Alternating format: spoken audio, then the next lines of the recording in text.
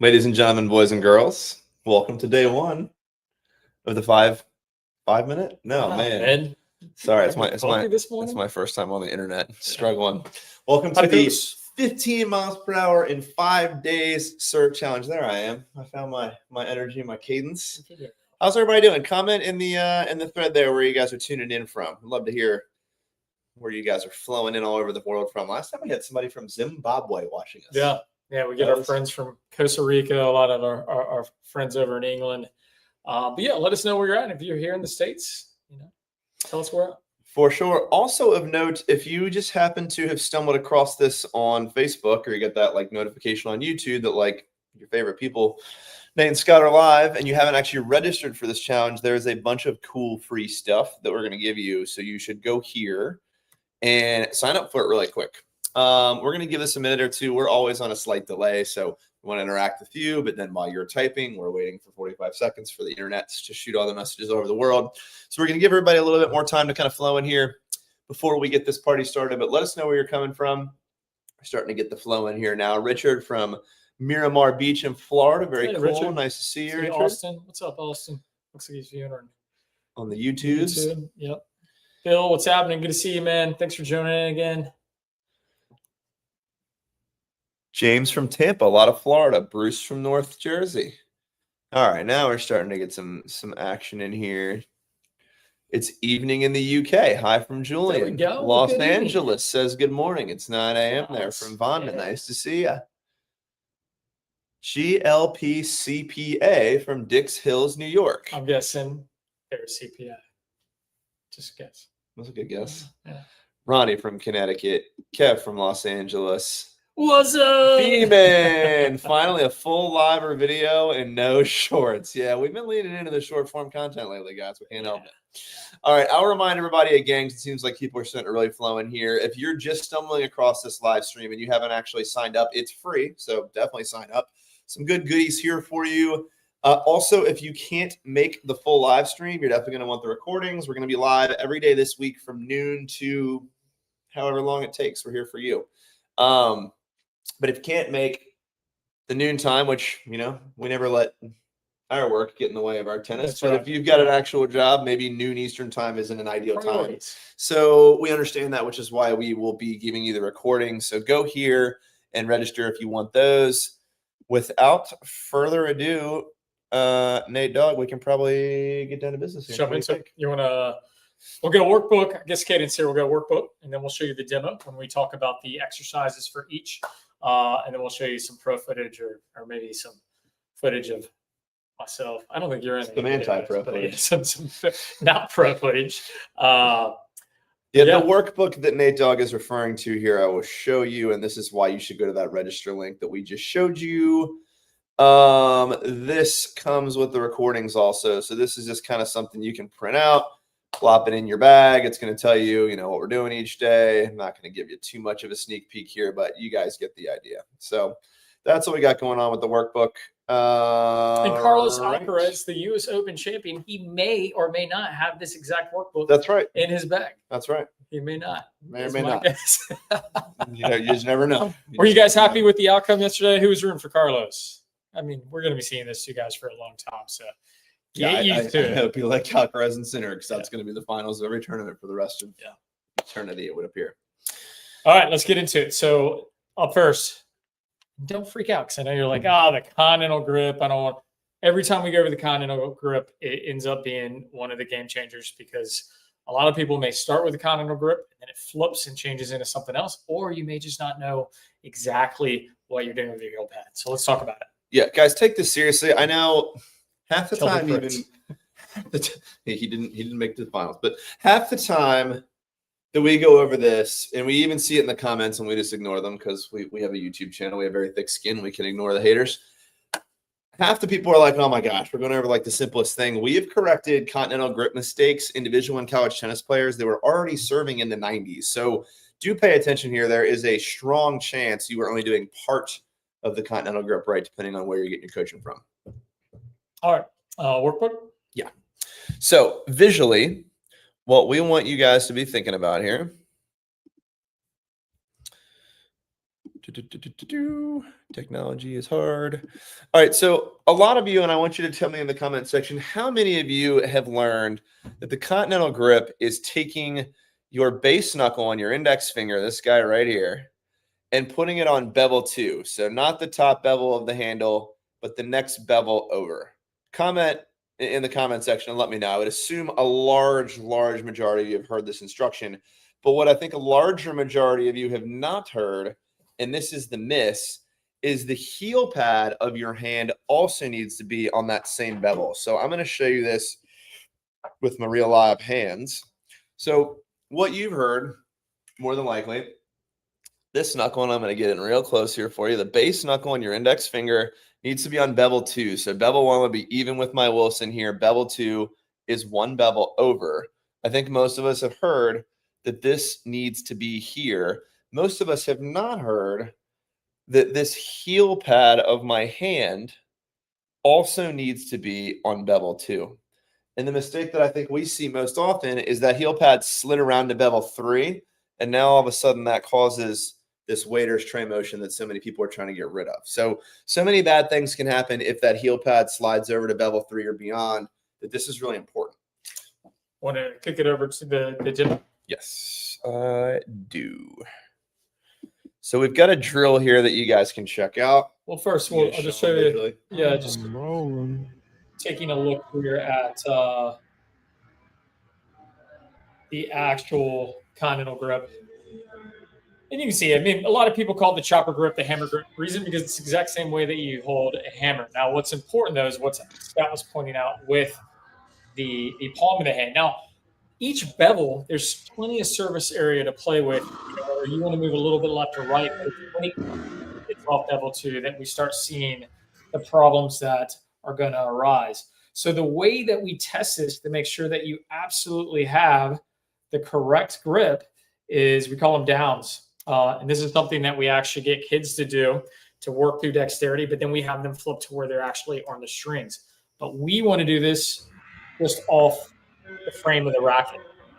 So if you have a true continental grip, you can get the ball to bounce off the frame of the racket. If you do not, what you're going to find is that it's difficult. You're going to have to manipulate your wrist in order to find the frame, or you're going to end up hitting the strings.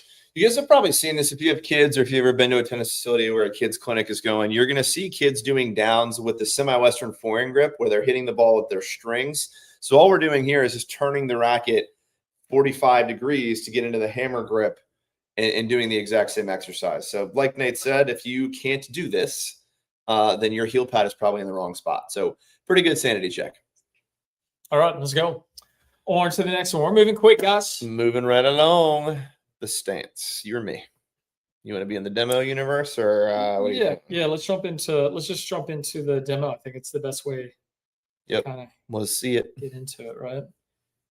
So what you're going to find here is in the demo section with the racket, I'm showing that our feet are going to line up. And you've probably heard, like, you want to line your feet up so that they draw a line to the net post. And that's part of the story, because what you also want to make sure you're doing is that you're allowing your back toe to line up with your front heel. All right, this part is really, really important. The reason we're doing this is because it's going to allow your hip, your back hip, so for me as a Roddy, to rotate open through the stance. Now, if my back foot was to slide too far forward, so let's say, let me get the graphics up. So if my back foot was to slide too far to the right, I'm going to close that hip out. You think about it as if you're throwing, right? Like if you're throwing, you want your back foot back behind you in order to get your hitting arm or your throwing arm to operate behind you. Now, can your back foot slide back too far? Certainly. Like if it goes back too far, it can get pretty funky as well. But really here, this is the one thing you can control, right? When you get started, you want to make sure that your stance is correct out of the gate. Now we can, I'll show you this with Federer. He's pretty good at tennis, I heard. Yeah, he wasn't bad. So Federer had a really wide stance, right? He stayed platform. But you can see here if we look at it,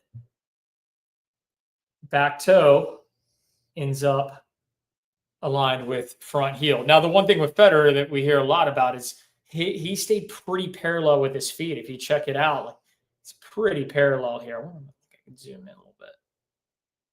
Nope, apparently not. All right, but for you guys at home, if you can see that, like, he stayed pretty parallel. But that's really what we're just trying to focus on, is making sure that back toe lines up with the front heel so the hip can coil appropriately. Want to add something? Anything to that? Yeah, I think the two pieces. So, like, the takeaways here, and you'll notice this throughout the challenge.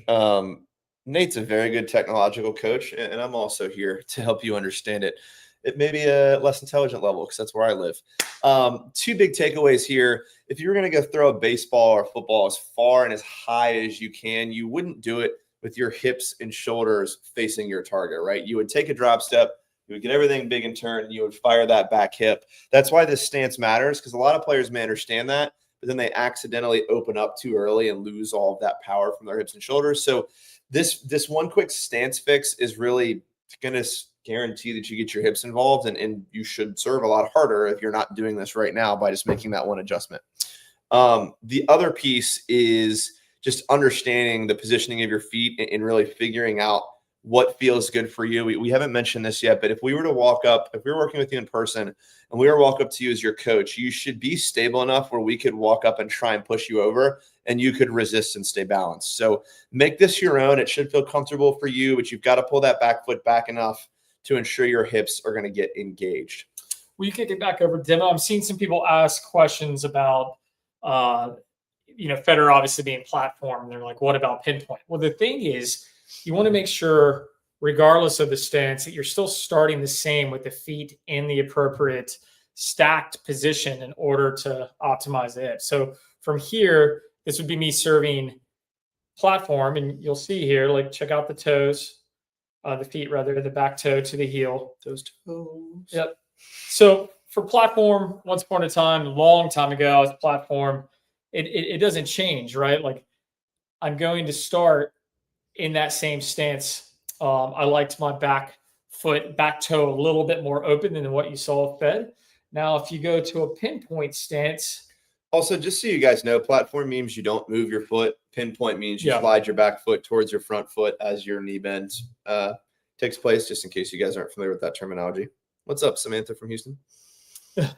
So pinpoint, it's going to be the same, right? The only difference is I start this way, but then the back foot is going to pull up even, or ideally the back toe will be to the mid of the front foot. But it's the same thing. You're going to start the same, really, kind of regardless. Now, the one exception that I'll see is, like, you get Gael Monfils and some of these players to where they're really starting in kind of a hybrid. They're not pinpoint, they're not platform, they're just kind of starting with their feet a little bit closer together. That's fine too if you can do that. Now, the one question we get a lot, I saw it a little while ago pop up, is what is our preference? Yeah. So, and we're going to do this slightly differently. For those of you who have done a live challenge with us before, we normally, like, just force you to watch for 30 minutes and then we open up the floor for questions at the end. Let's mix it up this time. Let's let them ask, because we're seeing stuff in real time. I'd rather these folks ask their questions as we're seeing this. And VP's making some good comments here. So as we talk about, like, what do we think is better, platform or pinpoint, what VP is saying here is absolutely true, especially for rec players. Like, me as a coach, I would never change you to pinpoint if you showed up platform. I just would never take away pinpoint from you if you showed up that way and that's what was natural, right? So if it was working, right. If there wasn't a counterbalance issue, right? So Scott has preferences, like, given the choice, working with the new player, like, say it's a beginning player, you're going to start with platform. For sure. The less moving parts, the less can go wrong.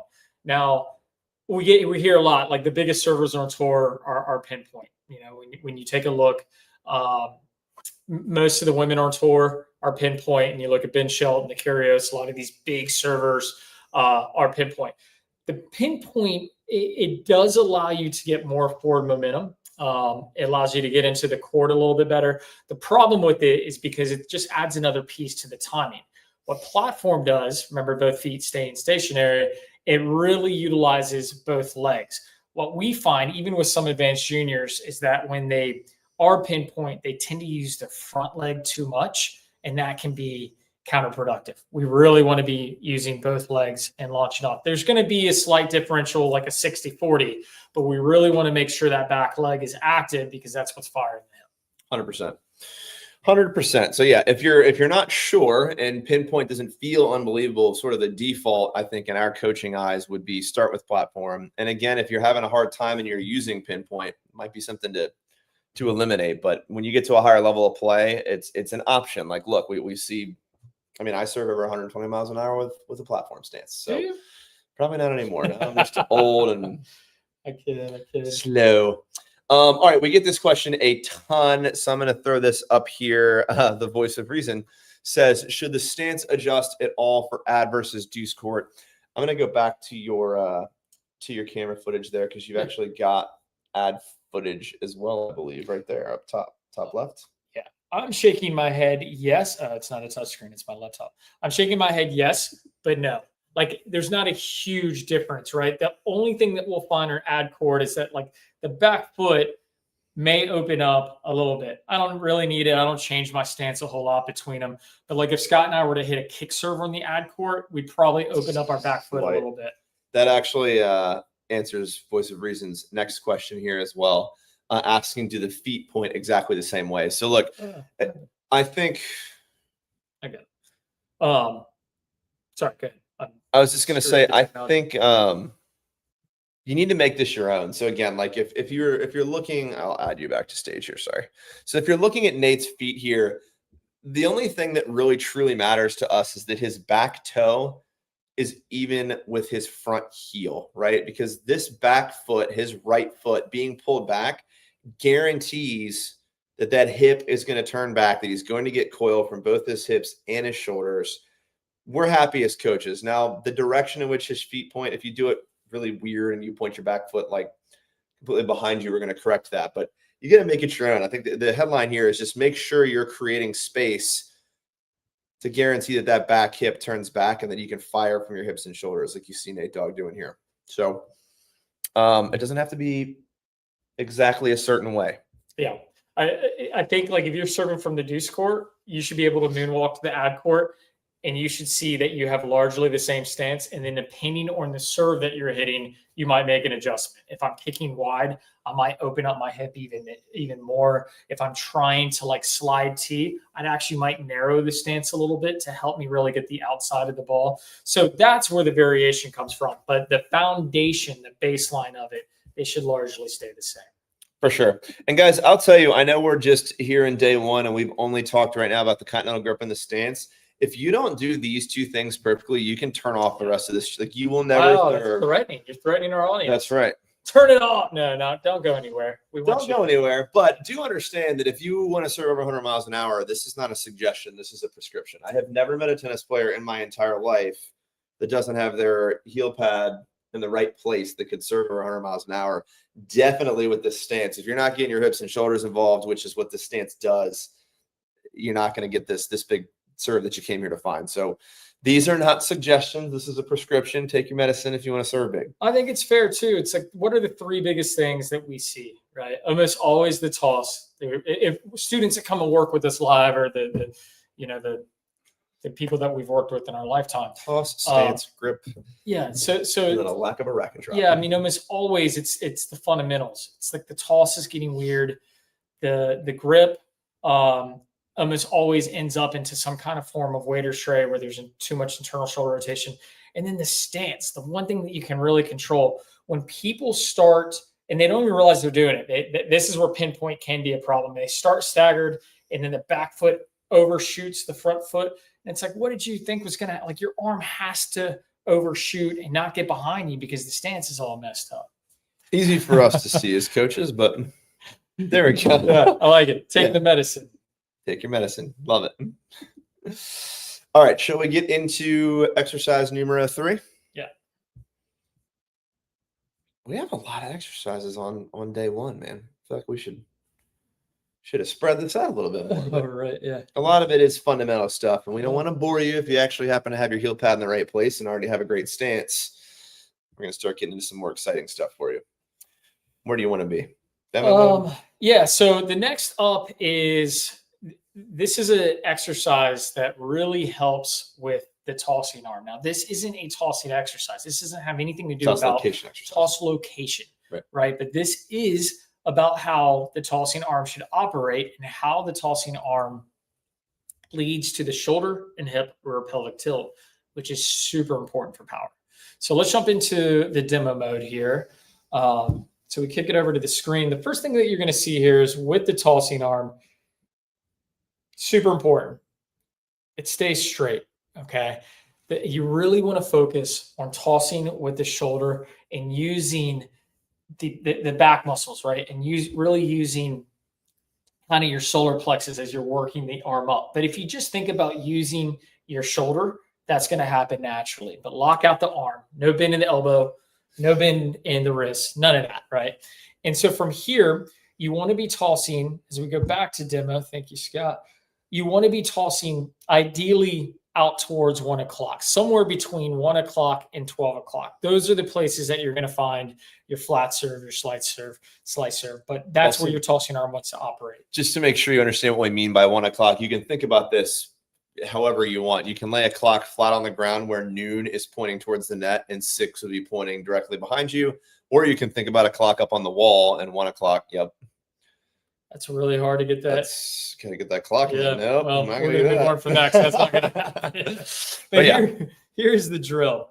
So you'll notice that I'm standing in a yellow square. Well, this was taken from my collegiate coach, that when you had an erratic serve day, this was about getting your balance and really finding what you were doing with the tossing arm. So what you'll see here, I'm going to play this slow. If my toss takes me out of the box, you can see there I step forward because my toss went too far out into the court. Or in this next one, I'm going to toss too far to my right. That's going to make me step out. These are all erratic tosses. So this is the penalty box. If I step out of the penalty box, I got to go back and I got to do this particular exercise. My goal here is starting with the racket in this motion. You can start in your power position, in your trophy stance. That's fine. We're going to talk about why I'm in this position more later. But from here, the goal is to get the toss all the way up. And you'll see here, this is the important part. I'll highlight the ball. If you can't see it at home, that's the ball there. But notice the tossing arm stays all the way up, pointed at the ball.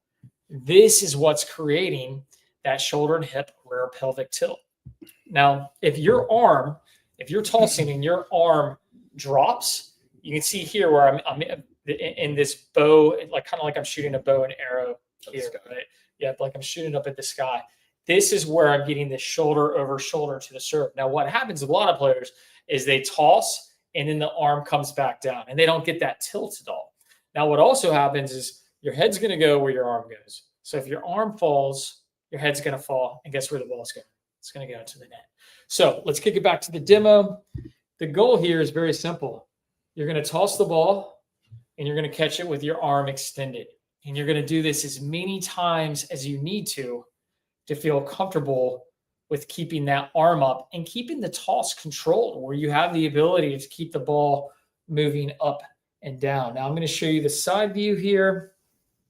Also, when Nate means extended, he means fully extended. Like you would be pointing towards the ceiling if you were to make a pointer hand with your toss hand here.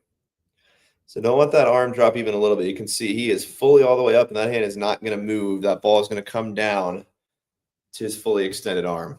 And again, this is not a practice on the location of your toss. It is a practice on making sure you get what Nate's shown on the screen here, which is your real rear pelvic tilt. Try saying that 5 times. Yes. We want to make sure that we're on this axis, right? That we're at the very least like a 45, right? But the more you can get that, drop the elbow and keep that tossing arm up, the more your racket is going to create leverage as it works up to the ball. The racket has to travel farther, which is going to give it more speed, more momentum. All right, that is the shoulder and hip rear pelvic tilt. Of all these, impossible. That is this is one you got to give it a try. You can do this from home right now. You as well, I guess, if your ceiling's low enough, but just practice on catching the ball with your arm extended. Do you know a Coach Nick? He's Oh, talking to Bruce. Talk amongst yourselves. We'll Yeah, wait. Bruce VP. Connect. That's awesome. I like it. That's All good. right. So we are through 3 of the 4 things we want to hear about today. Again, we talked about stance. We talked about the continental grip. No, we got one more because we got to actually show them where to toss the ball. Right? Yeah, got to get into that. And this is your favorite part of my instruction of the entire 5 days is coming up. We'll talk about the toss. I have to. All right. So I'll take over here for a second. I don't need any technology for this. Just need stupid analogies. So check this out. We just talked about how important it is to get that tossing arm up. And the exercise there was to really understand how to get that arm in a position where you'll end up in this rear pelvic tilt to get power, not just from rotating this way, but also from rotating this way like a cartwheel. Now we've actually got to talk about where we're going to throw that toss, right? And there's a couple things to really understand as we're thinking about this. The first of which is how to actually hold your brand new Wilson US Open tennis ball.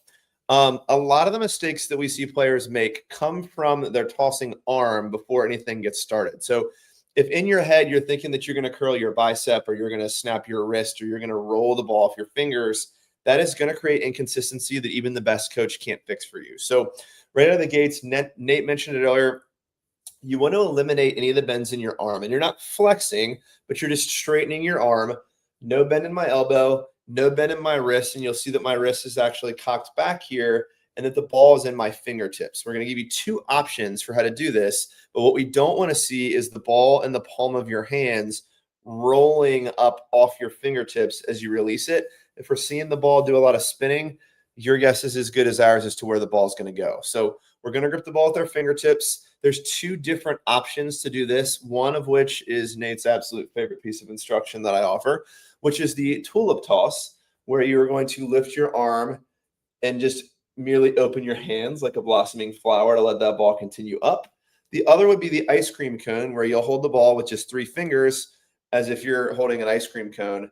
And same concept, when you get to eye level, your fingers will just open up and the ball will float up. That is how we are going to actually toss the ball. In terms of how far the ball should be up relative to our body, we want to release the tennis ball at eye level. All right. If you release the ball below eye level, you're going to throw your toss too far in the court. If you release above eye level, you're going to throw your toss too far behind you. So science, Dr. White, right at eye level is just right for your release point. And the target, and I will show you our workbook here, is going to be about 6 to 8 inches in front of the baseline. And we're going to give you a little bit more specific instruction here that I will show you. Technology is hard. There we go. All right. So the drill that we're going to have you do is you're going to reach your arm straight out in front of you and turn your hand over and drop the tennis ball. Wherever that ball bounces is going to be a pretty good place to put the head guard of this racket that you can see here.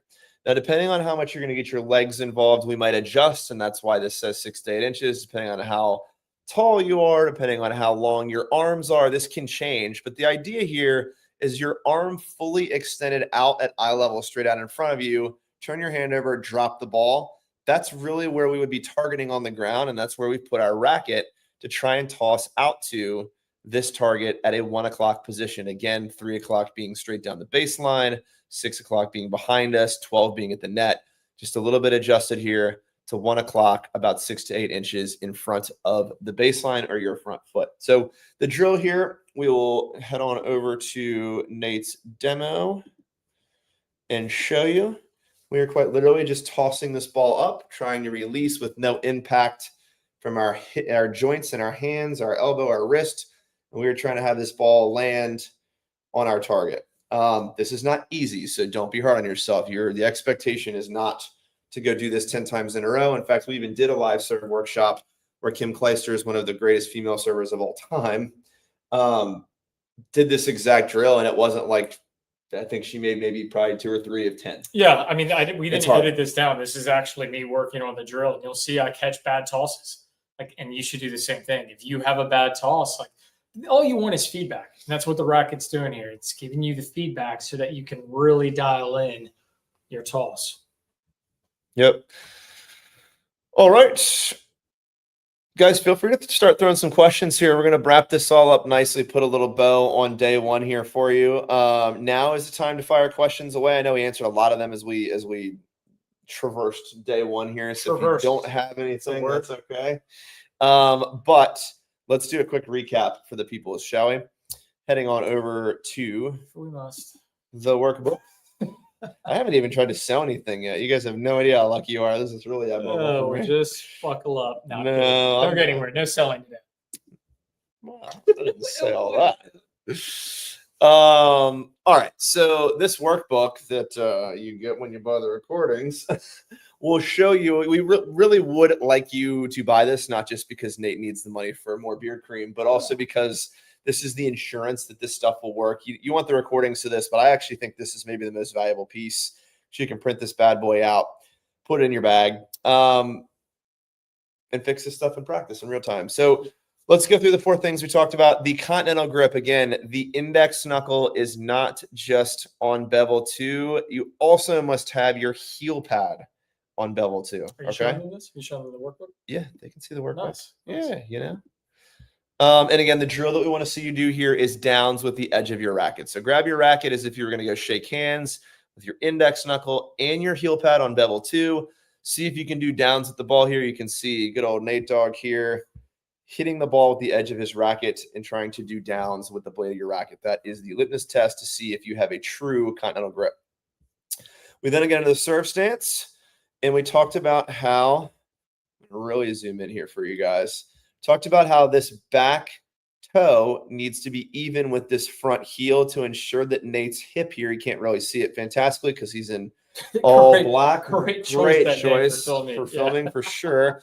But pulling this foot back, make sure that his hip is also pulled back and that we're going to get that rotation from our hips and our shoulders.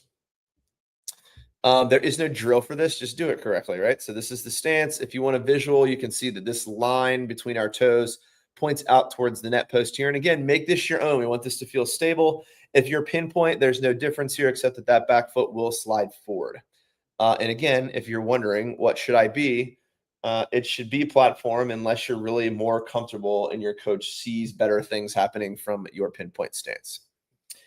Talked about the penalty box drill. And lastly, or more importantly, this is not a toss location drill. This is a rear pelvic tilt drill. I cannot speak with my words today. The goal of this drill is to put your feet stationary inside of a box and practice that left arm getting all the way up in the air and let that ball fall to your fully extended tossing arm. Again, this is not a location drill. We are just making sure that you get in this rear pelvic tilt position by really exaggerating that arm staying up. We talked a lot about how if that arm falls, so will your head, and you will likely miss in the net. And then lastly, in exercise 4, we did talk about how to toss the ball. We want to eliminate any of the bends in our elbow and our wrist. We don't want to use our fingers. We want to hold the ball in either a tulip position or a ice cream cone position.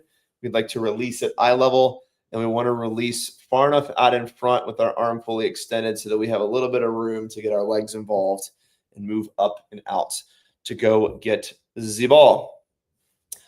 That is a summary of what we've gone through today. Let's get in here and talk about the questions. Ooh, my favorite question right out of the gates, Nate. How do I print the workbook?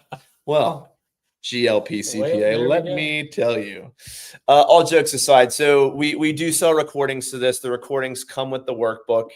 If you did not see that when you're registering, simply go here, which is just PlayYourCourt.com/recordings. If I can get the internet to behave here, I'll put this on the screen.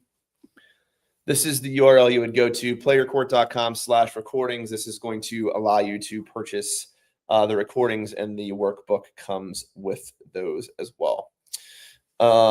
Let's see here. Austin, we recovered the heel pad, so hopefully you're tracking here. But yes, the heel pad needs to be on quadrant or bevel 2, as does your index knuckle. Steven, same thing. Hopefully you got the recap here. Let's see here. How do I create the Federer slice on the deuce out wide? Are we going to allow an answer to that yet? Because we're going to talk a lot about that in day 3 or 4. Day 3. Yeah, I mean, really, it's about. I mean, yeah, we can talk about it briefly. I mean, really, it's about where you're contacting the ball. I think a lot of times when we talk slice, you always hear coaches be like, "Well, you got to cut the ear off the ball." So as a righty, I'd be looking at the right ear of the ball. But what you really want to be thinking about is kind of this lower section. So it's not here because obviously you're swinging this way. But if you could imagine at around like 5 o'clock, so not like the dead chin, well, not the dead chin, but just slightly over, that's where you're going to get it. So you want to be hitting the ball right about here. But I'll tell you one of the biggest things that helps with this, and when you're really trying to serve out wide, is that at the finish, focus on keeping the palm open. If the palm stays open, it's really going to cup the ball so it gives it that really nice knife to where the ball will not just hit the ground, but it'll also take off. Yeah, if you really want to skid out wide, that bite comes from that extra sort of oomph at the end, and you can sort of mimic that by, I can't get on camera, by cupping around at the end. This is a great question, and I'm glad we're going to be given the opportunity to clarify because I think this is probably an area of confusion. So Jonathan is asking, how do I marry these two drills together, right? We've got one drill where we're talking about getting our arm to full extension, but when we do this drill, the toss is landing back down in our arm at full extension, which is not the location that we would like that toss to be. So just understand that step one is just getting, because we work sequentially here, you'll see this throughout this challenge. Step one is that we get our arm all the way up in the air, right? So the penalty box drill, we're not really worried about where the ball bounces there as much as we are that you just understand this arm's not going to fall down. Once every single time you toss the ball, that arm stays up. Then we start to talk about, okay, now let's toss the ball where we want it to actually go. And the goal would be to continue to keep your arm up after you release at eye level. Let that arm continue to extend up now with the target of actually where we want to toss the ball. So this is a really good question, Jonathan. It's really important because these two drills individually have their own pieces. One is all about what to do to get into a rear pelvic tilt, and you really shouldn't even be thinking about the ball that much. And then once we're actually in the right position, now we're starting to talk about, as we release the ball at eye level, where do we actually want to throw it? And that's drill 2. So a delineation is very, very important. Anything you want to add there? It's kind of... Oh, it's good. Just I think a lot of players, when they think about tossing out, they leave their arm out. They don't continue to get the bow. It's all about getting this. Yep. And that's why that's step one, right? Like, and then we talk about releasing the ball at eye level. A lot of players will just stop right here. Let that arm continue up. All right, we'll do one more here from Sonny, and then we will call it a day here. One is serving with a lag better than the contrary down together. Oh, man, you just signed up for a 20-minute lecture from Nate. Sonny, you have no idea what's going to happen to you.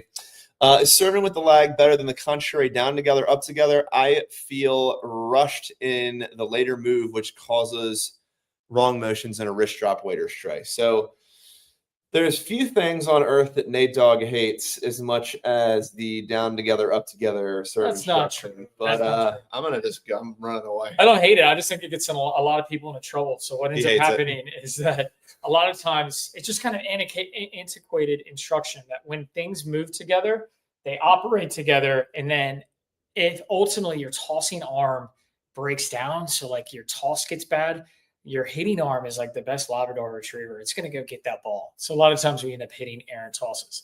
Now what the lag does is first, really what the lag is just means that you're allowing the tossing arm to lead the stroke. The reason we like that is it's going to put more emphasis on what you're doing with the tossing arm. It's going to give you a second to judge whether it was a good toss or a bad toss and to make sure that your arm is tracking in the correct position. Now, as far as lag goes, there's a lot of different variations of lag. The most simplest would be what I just talked about, was that the tossing arm is just leading the racket movement. Now, you will see, we recently did a video that we put out on social media and YouTube where I talked about actually lagging to where the racket stays longer on this side of your body through the toss. So the racket has to travel a farther distance to get to the power position. A lot of times players will go kind of down, and as the toss leads, they just get the racket here. So once they jump and they get up to that ball, that stretch shortening cycle is much briefer. Now, what is the stretch shortening cycle? Well, basically, as I jump up at the ball, if my racket then has to travel all this way to get to the power position and then down my back, simply put, the racket just has to move more, right? The more the racket moves, the more speed it's going to pick up.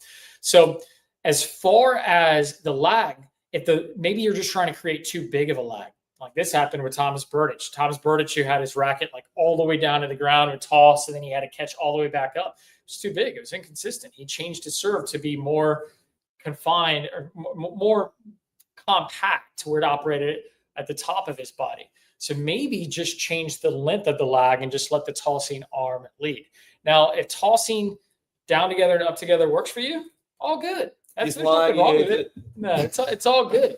I would just try to let the tossing arm lead a little bit so you can recognize bad tosses. Sonny, I will say, I think that in day 3, we are going to cover something with how to sort of eliminate some excess stuff in your racket hand that's going to fix this problem that you have. Like I think an abbreviated motion for him and understanding the right to left drill that we're going to cover on day 3 is going to be a game changer. So make sure you stay tuned because there is going to be some stuff here on day 3 that I think will fix that lag. My guess is you get a little bit of extra stuff going on that we can eliminate to get things back on time. Let's see here. VP, we appreciate you. Thanks. Appreciate it. You want to talk about golf, mate? I know you love golf as much as I do. Oh, man, love me some golf. It's great you talked about keeping that tossing arm straight, also taking up golf lessons. It was just told the same thing with my left arm. Should have no bend. Nice that it's the same concept. Nate, you're a big golfer. How do you Golf's hard, man. All these guys are so into golf now. Scott's a golfer. Like he's not even a tennis player, he's a golfer. Don't tell the internet. Yeah. They're on to me now. That's why he's putting on so much weight. Oh, look at that. Judging. Man, gosh. Well, so that's all the time we have for today, guys. Get that exercise. I'm totally joking. Guys, quick recap here. We will be joining you every day this week live on both our YouTube and Facebook pages at noon. Oh, no. Oh, Steven. Okay, good. And thank you for joining. Again, if you can't make that noon time, head on over to PlayYourCourt.com/recordings where you can purchase the recordings. They are very inexpensive intentionally. So if you don't do that, you're kind of messing up. But otherwise, we will be here tomorrow, day 2, to start off with the right to left drill. I actually told Sonny the wrong day. Sonny, show up tomorrow at noon. You're going to fix this first thing. So that's all I've got for you guys today. We'll see you tomorrow at noon Eastern time. Enjoy the rest of your Monday. I know I will. Thanks, Nate. Thanks for tuning in. We'll see you tomorrow. See you guys.